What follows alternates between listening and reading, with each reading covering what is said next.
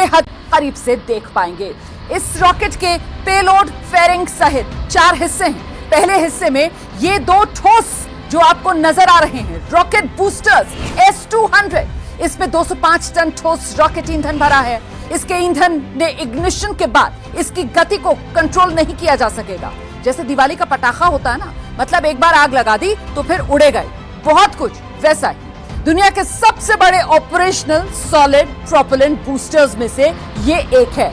इन दोनों के बीच जो आपको सफेद रॉकेट का हिस्सा नजर आ रहा है वो L-110 लिक्विड स्टेज इंजन है। इसमें 115 टन लिक्विड रॉकेट ईंधन भरा हुआ है। जब करीब 41 किलोमीटर हवा में रॉकेट जा चुका होगा और बूस्टर का ईंधन खत्म होगा, तब लिक्विड इंजन अपना काम करना शुरू कर देगा।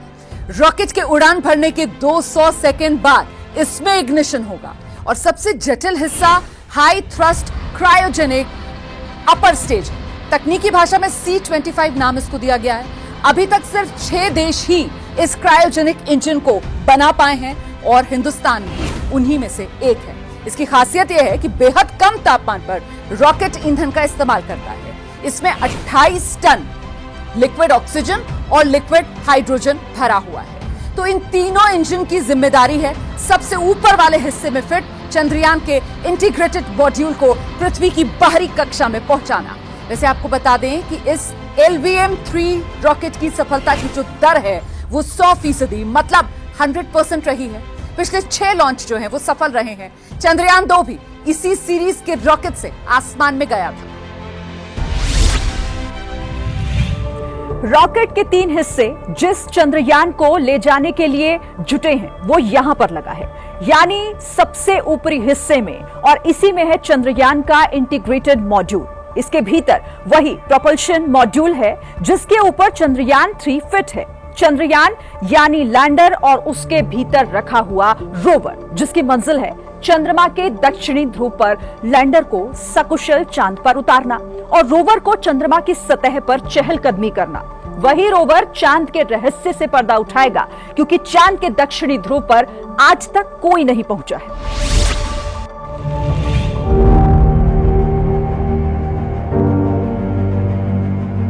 अब रॉकेट कैसे चंद्रयान को पृथ्वी की बाहरी कक्षा में पहुंचाएगा, वो हम इसके रूट के जरिए समझाते हैं।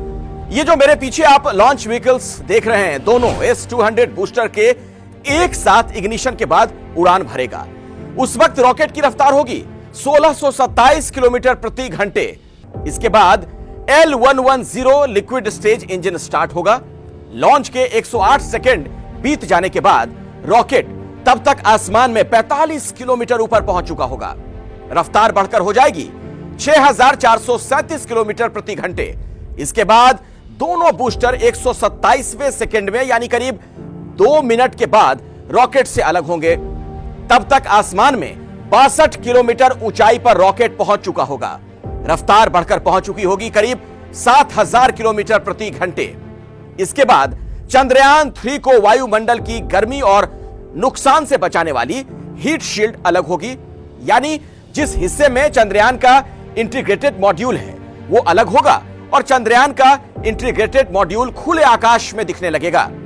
195वें सेकंड हो चुके होंगे आसमान में 115 किलोमीटर की ऊंचाई पर और रफ्तार 9200 किलोमीटर के पार लिक्विड इंजन रॉकेट से अलग हो जाएगा और रफ्तार बढ़कर 16000 किलोमीटर के पार होगी और फिर लॉन्च व्हीकल से यह लिक्विड इंजन भी अलग हो जाएगा। अब इस क्रायोजेनिक इंजन के काम करने की बारी आएगी। 2 सेकंड के भीतर क्रायोजेनिक इंजन स्टार्ट होगा। 308 सेकंड बीतते ही यहां से 954 सेकंड तक क्रायोजेनिक इंजन जमीन से 175 किलोमीटर की ऊंचाई तक चंद्रयान को लेकर जाएगा और अब तक रफ्तार दुगनी हो चुकी होगी 36,871 किलोमीटर प्रति घंटे। तब यह इंजन बंद होगा और उड़ान के 969वें सेकंड पर लॉन्च व्हीकल चंद्रयान के इंटीग्रेटेड मॉड्यूल को जमीन से 179 किलोमीटर ऊपर GTO यानी जियो सिंक्रोनस ट्रांसफर ऑर्बिट में स्थापित कर देगा। इसके बाद सौर पैनल खुलेंगे और चंद्रयान पृथ्वी के चक्कर लगाना शुरू कर देगा।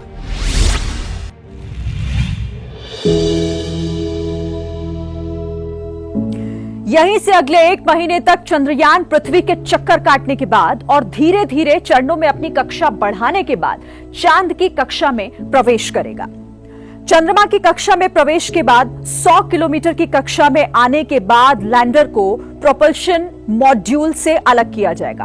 फिर लैंडर अपनी स्पीड कम कर सकेगा, जिसके बाद आदर्श परिस्थिति में लैंडर की चांद पर सॉफ्ट लैंडिंग होगी। लैंडर के चंद्रमा की सतह पर उतरने के बाद रोवर लैंडर से नीचे आएगा और चंद्रमा की सतह पर चलेगा। चंद्रयान 2 के लैंडर विक्रम ने चंद्रमा की सतह से करीब 2 किलोमीटर पहले ही संपर्क खो दिया था और चांद पर उसकी क्रैश लैंडिंग हो गई थी। लेकिन इस बार मिशन चंद्रयान 3 में ऐसा क्या सुधार किया गया है जिससे मिशन की सफलता के चांसेस और बढ़ जाते हैं? इसके लिए आपको लेकर चलते हैं इसरो सेंटर। अब हम आ चुके हैं इसरो के सेंटर में, जहां चंद्रयान के हिस्सों को असेंबल किया गया है। यहां पर आपको यह जानना जरूरी है कि चंद्रयान 3 में बदलाव क्या हुए हैं। चंद्रयान 3 में जो पहला बड़ा बदलाव है वो ये कि ऑर्बिटर इस चंद्रयान 3 में मौजूद नहीं है, क्योंकि चंद्रयान 2 का जो ऑर्बिटर है वो अभी भी चंद्रमा की कक्षा में बिल्कुल ठीक तरीके से काम कर रहा है और जरूरत पड़ने पर इससे संचार में मदद ली जा सकती है। तो चंद्रयान 3 में ऑर्बिटर नहीं है और इसकी जगह प्रोपल्शन मॉड्यूल को लगा दिया गया है, जो नेविगेशन में मदद करेगा, यानी आवश्यक कक्षा में ठीक से पहुंचाने में मदद करेगा। चंद्रयान चंद्रमा के चक्कर लगाते हुए चंद्रयान का डेटा पृथ्वी तक पहुंचाने का काम करेगा।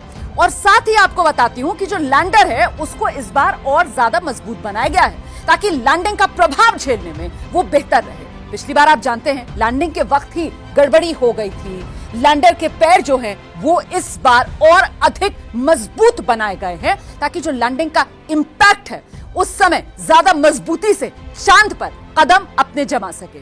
बड़े अधिक शक्तिशाली सौर पैनल्स मतलब सोलर पैनल्स का इस्तेमाल किया गया है, ताकि लैंडिंग तक पावर को लेकर किसी तरीके की कोई कमी, किसी तरीके की कोई दिक्कत ना हो। साथ ही स्पीड कंट्रोल करने के लिए भी एक्स्ट्रा सेंसर्स लगा दिए गए हैं, ताकि जो गति है उस पर नजर रखी जाए, गति का सही आकलन किया जा सके।